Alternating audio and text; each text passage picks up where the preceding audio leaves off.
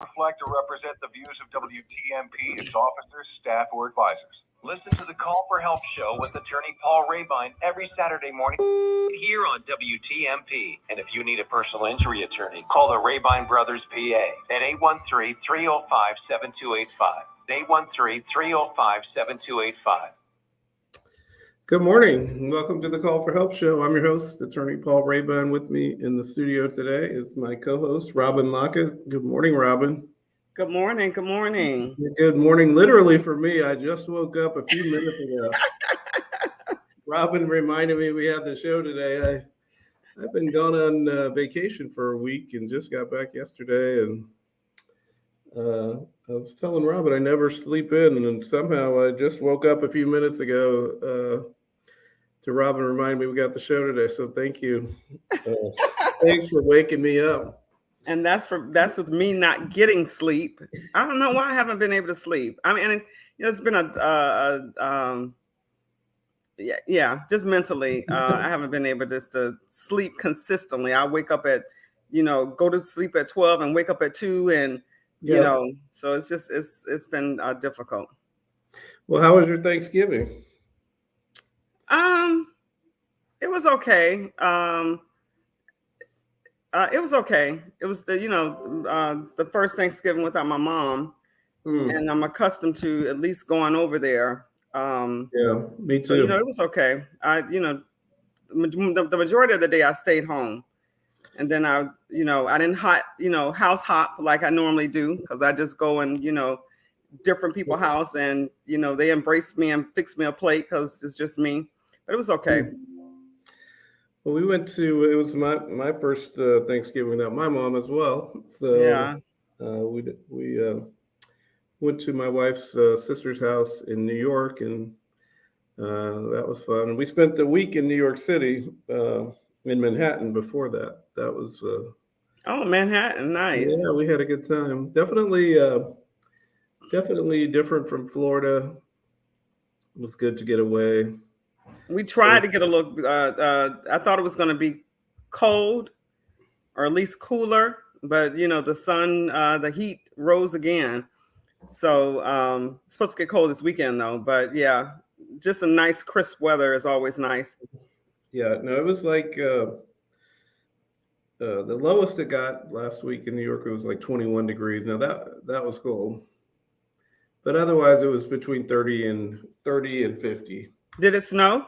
No snow. Okay. I don't know. I remember my first time when my son Xavier, when he was in, I think it was Maryland. For some reason, he's always in, when he was in college, schools in the mountains. But, and it snowed. That was my first time seeing snow. I was so scared because I didn't, I'm thinking you can't drive on snow. It just didn't compute to me that, they'll come out with salt and, So I was so nervous driving, but that was my first time experiencing snow. Yeah, I didn't experience it this time. I've experienced it a lot. And it was just when we landed it back in Florida, the sky in New York is kind of gray. Oh, yeah. You get back here, there was blue sky, sun was shining. I'm like, I'm glad to be home. So what happened while I was gone in Tampa? Anything interesting happened? I haven't been following anything. No, so Malcolm and I, we did the show last week.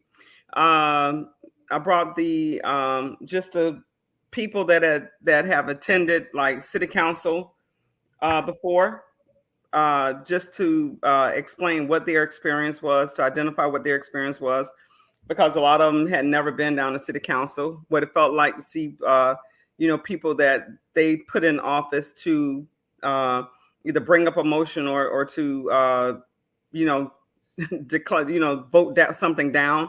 So I had two women on about that. Malcolm was on. So it was a good show. And he was supposed to be on this weekend. I mean, this show, because he wanted to talk about Kanye West. Well, hey Malcolm, where are you? I sent him the link, but it was just a few minutes ago, so maybe he didn't get the link, but Kanye, and you gotta use the right terminology because that's not what he goes by now. Oh, what does it go by? Yay. Yay. He Okay. shortened it. Yeah, he shortened it to just yay. Hey, look, I ain't up on things because I don't call marijuana marijuana. I still call it reefer. So Well, you're way back. You're way behind the times. not even weed. But Yeah, Ye was in the news again this week. I don't know if you heard about the him and latest. Donald Trump. Well, he announced he was running for president again. Oh, Kanye did? No, Ye did. I mean, yay. Okay. See, look. So, quick story. People rename my children. Cedric. It took me a long time to figure out what name I was going to name him. Xavier, long time. It took me a long time. People call him in California. I don't know where to get this nickname, Getty. I don't like nicknames, so they call him Getty. Don't understand where they got it from. So when I go visit him, Getty. Yeah, I have not a clue. And Xavier, they just call him X. I was like, listen, I'm proud of my kids' names, so call them their regular names. So the names that are nicknames and abbreviated names. So Kanye. To me, I don't know. I get it when your family gives you a nickname or your friends give you a nickname, but to give yourself a name change when you're an adult seems weird. But hey, why not? And it's, that's your right. Yeah. So, you're saying Trump, Yes. former President Trump. Well, yeah, yes, he announced. What do you think about that? Well, he ran the last time. I think obviously, people have a right to run if they have if they have a cause, an agenda, a message they want to promote, go for it. It was a little strange last time because, he didn't qualify in enough states to ever win, to ever be elected. And so some people felt like it was sort of an attempt to draw votes away from the Democratic Party or whatever, from Biden, and that it was some sort of an effort to support Trump, because I guess they're friends, or seems like they may be. But who's friends? Ye and Trump. Oh, okay, yeah, okay, yeah. So, I know some people were upset with him for doing that last time. So both of them will receive. That's the in our eyes, because we know what it's about. They both would receive votes, and it'll take away from one another. But a different demographic may be voting for them.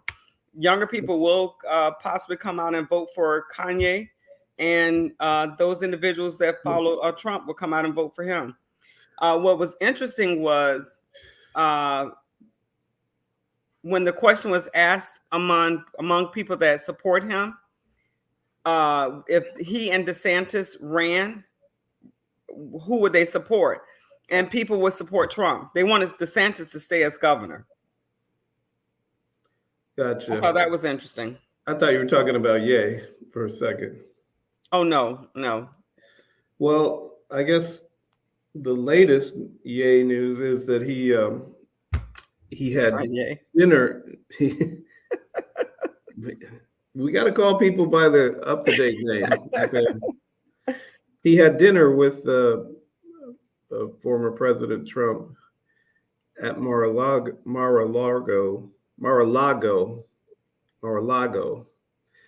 and but he brought with him a well-known white supremacist activist, and which I'm not sure what's going on with that. Why he has to keep it up? What's that? He has to keep it up. You see, if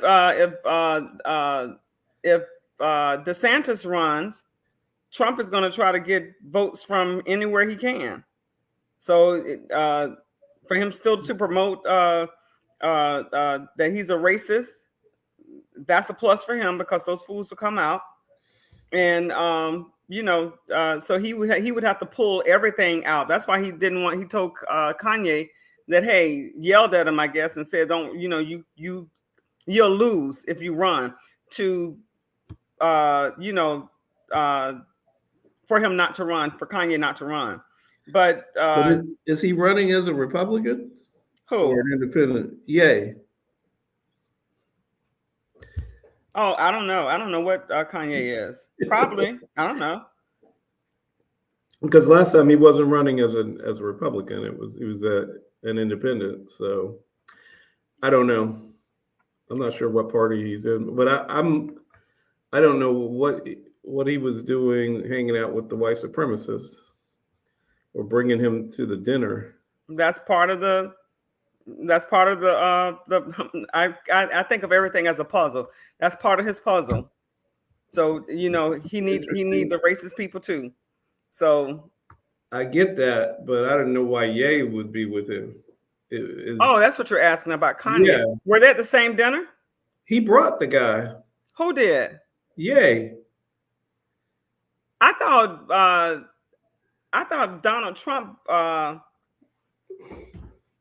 no. I mean, Kanye know that that Trump is a racist, so he wanted to break bread with everybody. I don't know. No.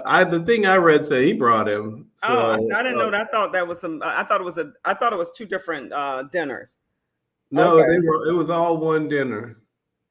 Well, he wanted the black guy. He invited the black guy. He invited the racist, and it's just a typical Thanksgiving dinner in America. Exactly. I don't know what's going on, but if you know what's going on, give us a call, 888-247-8712. We're confused as usual. And give us your thought in regards to what you think about Donald Trump running again. Yeah, I don't remember when he announced that. I guess that's since we last talked. Mm-hmm. That my impression was that announcement kind of fell flat. It didn't really get people excited like he wanted it to. After he lost all those races or those people he endorsed. Well, the thing I read about the white supremacist guy that had the dinner with him was that he said he felt like Trump's announcement was very scripted, that he was reading, and you can always tell when he's reading from the teleprompter. And he said that people don't like that as much as when he's just off the cuff. Yeah. Careless. Off the cuff. Yeah. Careless. Yeah. It's going to be interesting. The whole 2024 is going to be interesting. Well, to me, it's like decorating for Christmas early. I feel like it's just too early. Like we're only in year 2. We just got done with 2 years of the 4-year term, and now we're already talking about the next one. Hey, don't sit with your popcorn. I am interested to see DeSantis and Trump go against one another and see how they try to cancel one another out. So I am interested in that. But I don't think that DeSantis will enter the race until for a while, because I think he wants to see if Trump is going to self-destruct, go to jail. Yeah, or if people are going to get, not support him. I don't see him entering the race when it's not clear that Trump is going to lose, because that's risky for him, because it alienates they got the same base of people that they're trying to get to vote for them. So I don't know. It's going to be interesting. Trump has a lot of legal issues. I hope they don't put him in jail. I want to see the fight first, and then you can put him in jail. But I want to see the fight first. I don't know. the legal cases seem to just move so slowly against him compared to everybody else. Like other people relating to January 6th, they already charged, convicted, whatever. So I don't think there's any real possibility of him having any sort of criminal case resolved by the time of the election. But So what would make? I've heard that if he files to run for president, that puts him in a different space. It'll make it harder for them to prosecute him or something of that nature. Do you know anything about that? It's particularly a federal case. I don't know what the rules or laws are, but it just, once he's running, it becomes difficult for the Justice Department to internally pursue charges against him because they have some rules that say that they won't do things that will affect an election. So like you can't have somebody like, oh, I'm running for president or whatever, and then like if Biden is in charge of the current Justice Department, he can't just say, oh, we'll go prosecute them. Okay. So that they can't beat me in the election. So, which I think is probably good. I think that's good, but I don't know if that applies to other positions as well, or just the president. Yeah, I was wondering about that because I was like, I don't see where it would apply to him because he's technically a civilian. How long do they get secret service protection? For life. They do? Yeah, once you've been president, you get a certain amount of protection for the rest of your life. Really? I didn't know that. Yeah, because you don't want, assassins coming after former presidents. Interesting. Our taxpayer money goes a long way. Yeah. I don't know. They say that this doesn't apply to state prosecutions. So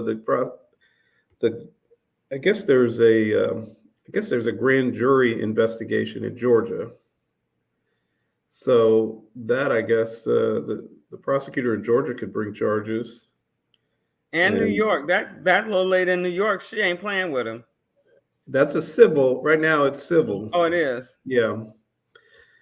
But to me, how much information do you need in Georgia? I mean, you've been gathering information for a long time. They know the basics of what happened. So what are you waiting for? Still pump it up because he was. If he had the opportunity, I want to say he even went down there to persuade them to stop the vote or to intimidate them to do whatever. But they're slower than snails. Yeah, I don't know what the holdup is, but you would think they would need to do it pretty soon. But like people are saying, well, now that's just, if he's running for president, he could just say, oh, this is just political. It's trying to keep me from running. Yeah. But it's interesting. We have local elections coming. March is city council. So it'd be a great opportunity for the community to come out, be informed about the candidates, those who are running. So are all seats open, or? Yeah. What about the mayor? The mayor's up too. In March. Mm-hmm. And she has two people that I think that seat, not her seat, that seat has two people that have already filed to run against her. Who do you know who it is?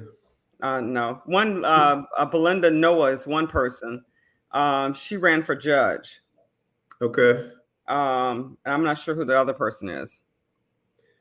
I think what do people think? She's got a lock on it?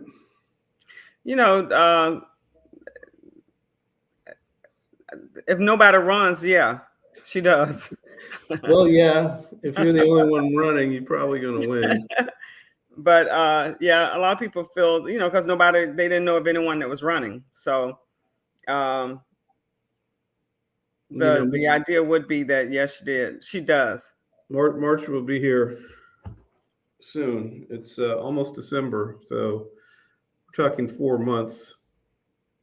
That's and with city council, there's a lot of people running in those different seats. And one thing I want to say is, I don't want to know what your views are. If you're a candidate and all these issues that we've had, you haven't said not one thing about it before you decided to run. You ain't have an opinion on it. You ain't go come out and talk against it or support it. Like what? What issues? I mean, the biggest thing thus far has been the housing issue. So you're saying if somebody that's not on the council is running and they haven't had anything to say about right, then they want to come out with an opinion once they file, and I have an opinion about this. No, you joker or jokeress. Jokeless. You didn't have an opinion a whole 2 years, 3 years that we've been going through this, and now you want to have an opinion because you're running, right? Yeah. So, So yeah, all the seats are up, and you're going to find people that are going to switch seats. The question is, because I think Guido Maniscalco will possibly move to a different seat. Because he's termed out of his seat. Miranda has termed out of his seat, so everybody will play musical chairs. There are some seats that are for particular areas and some that are at large. And so I think they have 3 single-member districts. And I want to say that's, I just know the names. Goose, it's a East Tampa, West Tampa, and I think South Tampa. Carlson, Goose, and the seat Maniscalco was in. And then there's 4 citywide seats where they cover the entire city. Okay. Now North Tampa don't have a seat. Oh, of course. Oh, wait a minute. Oh, Luis Vieira. Is he citywide? I don't know. Maybe there's 4. Oh, there's 4 single member districts and 3 citywide. So thank you, Luis Vieira. So you have a limit on the amount of time you can have the single member? I think it's 2 terms. 8 years. I think it's 2 terms. But then you can switch over to the at-large and do it indefinitely? Yeah, that's what Miranda has done for how many years he's been on city council? Eons. So that's what, they switch. They just go citywide, single member district, citywide, they switch. So you just go back and forth. Mm-hmm. Now, did I see that someone had announced for running for city council that was what's her name? State Senator? Janet Cruz. So Don't understand it. Don't understand it. Well, she obviously will be a force because she's well known, right? She's had a lot of people support her in the past. So for state senator, she won that seat. I think she's running she filed to run for a citywide seat against Lynn Hurtak. Okay. Who was appointed? She was appointed with Dingfelder's seat. Okay. So I would say true champion. Lynn Hurtak has been a true champion, supporting the people. And I would say that supporting the people. And out of all seats, I'm not sure why she would choose Lynn's seat to run when there's, 2 other open seats. So, but she's been a true champion, with being innovative about doing things. Well, I guess we will have to have her on the show and have her talk about what's happening or what her positions are. Have both of them on, but I would say she probably picked that seat because that she has the least amount of name recognition among the voters, or that she thought that this would be the person that she could win against. Or That's other usually things. why politicians choose to run against someone, because they think they can win. Yeah. But I'm not a political consultant, but that's just my theory. Again, I have never liked for somebody to come from, because I think the plateau is state rep, senator, and beyond, right? I think that the local seats that's where you build your base, right, of contenders to run for state house, Senate, and to go further. You learn the basics with city council, with county commissioners, and a school board. So I never understand why people will leave those seats and come back down to government when they have termed out or whatever. But you miss a great opportunity of getting new people in, and them learning and being able to move forward. Mm-hmm. It probably would have made more sense for her to run for mayor. Yeah, but she ain't gonna run against her mama. I mean, her daughter-in-law. That's true. Not saying that she would ever do that, but I guess I view the mayor position as having more power than state senator. Correct. Because you're the only person making. Correct. Strong arm. Yeah. Correct. Yeah. So. Correct. So it's going to be. This is going to be interesting. What I tell the community is just be aware. This is a time that we have to really understand the issues. And if you're not being affected by the issues because you don't rent or you make enough money, your fellow community people, residents, could be. So it's looking out for others when you have it.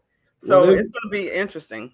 And there are other issues that affect everyone as well. Yeah. And, I don't know if we ever talked about it. You and I talked about it, about the Police Oversight Commission. Oh yeah. But the police regulation of the police and implementing changes in the department thing that affects everybody. 100%. And in my opinion, the police haven't really changed much. They fight it every step of the way. I was hosting Sean's show, and I had James Michael Shaw on there, and he talked about the CRB. He talked about the multi-housing. I can never get that name right, but that incident. But what it brought out was the lack of change, even modifying, because things that happened that was put in place 50 years ago may not apply here. So things can bend and move forward to make change. Mm-hmm. Well, that definitely should be a